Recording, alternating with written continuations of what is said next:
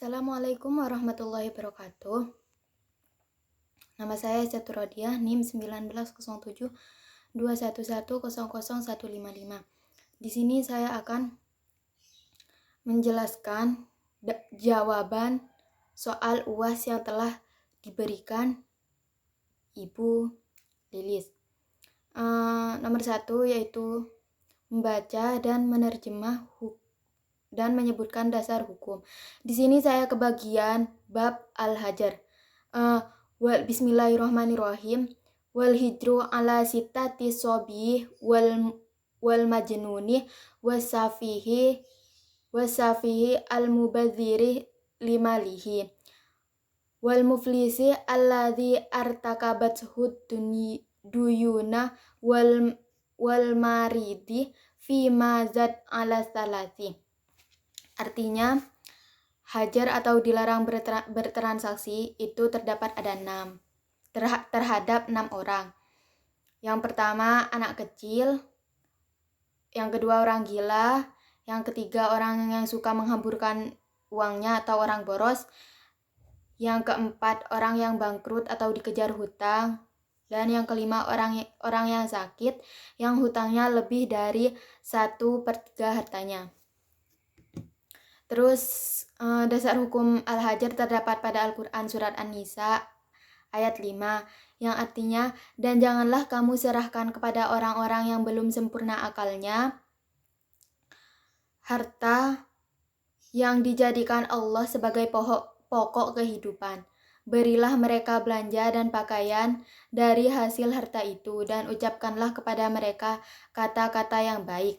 Nah, ayat di atas mengandung pengertian bahwa sesuatu yang dimiliki hak kewajiban tidak dapat dipisahkan oleh unsur kecakapan untuk melakukan perbuatan hukum, ahliyatul ada. Namun dewasa ini yang memiliki hak dan kewajiban bukan terdiri dari manusia saja, tetapi dapat dimiliki oleh badan hukum tertentu. Manusia pada umumnya memiliki hak sejak dilahirkan dan berakhir hingga meninggal. Yang menjadi persoalan adalah kapankah seorang itu memiliki kecakapan untuk melakukan tindakan hukum.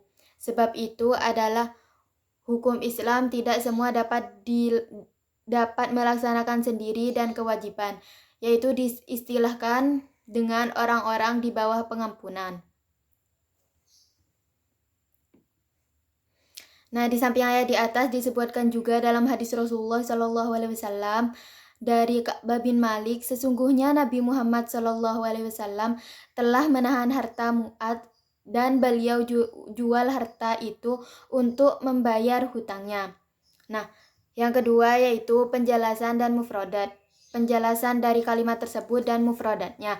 Konsep al-hajar dari sudut pandang Islam merupakan salah satu bentuk pelarangan bagi seorang mengolah harta kekayaan karena masih kecil atau akalnya tidak sempurna. Seperti pendapat Muhammad Asy'arbini Al-Khatib bahwa al-hajar itu adalah cegahan kepada seorang untuk pengelolaan hartanya.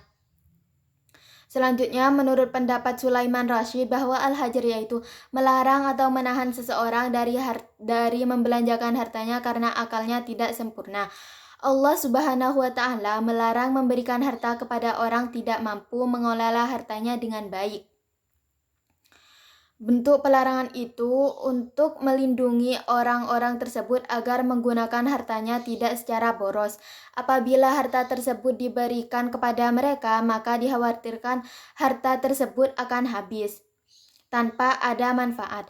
Jadi adanya al-hajar dalam Islam ini semata-mata untuk menjaga kemaslahatan diri orang yang bersangkutan, agar segala kegiatan yang berhubungan dengan muamalah yang mereka lakukan tidak sampai dirugikan. Dalam konsep fikih, al-hajar disebutkan pengampunan yang secara etimologi berarti larangan akad atau larangan bertransaksi. Misalnya kata hajara alaihi hajron artinya seorang dilarang melakukan tindakan hukum. Dalam Al-Quran, kata al-hajar juga digunakan dalam arti akal, karena dapat menghambat seseorang melakukan perbuatan dan berakibat buruk. Sayyid Sabiq dalam buku Fikih Sunnah membagi al-hajar kepada dua macam. Yang pertama, pembatasan untuk menjaga orang lain. Misalnya, pembatasan terhadap orang jatuh pailit atau bangkrut dari penggunaan hartanya demi menjaga hak-hak orang yang berpiutang. Yang kedua, pembatasan untuk menjaga jiwa. Misalnya, pembatasan terhadap anak kecil, orang dungu atau safi, dan orang gila. Karena pembatasan tersebut mereka ini mengandung maslahat yang kembali kepada mereka juga. Dan ini berbeda dengan perbatasan terhadap orang yang bangkrut. Orang yang bangkrut atau muflis ialah orang yang tidak memiliki harta, tidak memiliki apa yang dipergunakan untuk menutup kebutuhannya, dan kefakirannya ini mencapai kondisi di mana dia dikatakan sebagai orang yang tidak mempunyai uang. Sekalipun sebenarnya dia mempunyai harta, namun hartanya menjadi orang-orang yang mempunyai piutang kepadanya. Maka harta tersebut seolah-olah tidak ada atau nihil. Para fuqaha mendefinisikan orang yang demikian ini sebagai orang banyak hutangnya dan orang yang mempunyai kemampuan bayar hutangnya, sehingga hakim memutuskan kebangkrutannya. Nah, yang kedua yaitu mufrodat. Yang pertama al-hijru, yaitu artinya ampunan atau larangan bertransaksi. Ala artinya atas atau terhadap. Nah, sitati yaitu 6, aswabiyu anak kecil, majnuni orang gila, wasafihil mubadziri, limalihi orang yang boros, wal muflisi alladzi artakabat duyuna, itu orang artinya orang yang bangkrut, dan wal maridi fimada ala tsalis, yaitu orang yang sakit yang hutangnya lebih dari 1/3 hartanya. Nah, yang ketiga yaitu analisis sesuai kaidah yang ditentukan. Nah, kebetulan saya kebagian analisis tentang khabar ghairu mufrad dalam teks Al-Hajar. Khabar ghairu mufrad terbagi menjadi dua. Nah, yang pertama yaitu jumlah. Nah, jumlah juga terbagi menjadi dua. Ada jumlah ismiyah dan jumlah fi'liyah. Nah, yang kedua yaitu terdapat sibhul jumlah. Nah, sibhul jumlah terbagi menjadi dua juga, yaitu yang pertama dzaraf madruf dan jar majrur. Khabar ghairu mufrad terdapat pada kalimat yaitu al-hijru ala sittati. Nah, kalimat tersebut termasuk khabar ghairu mufrad. Sekian dari saya, kurang lebihnya mohon maaf. Assalamualaikum warahmatullahi wabarakatuh.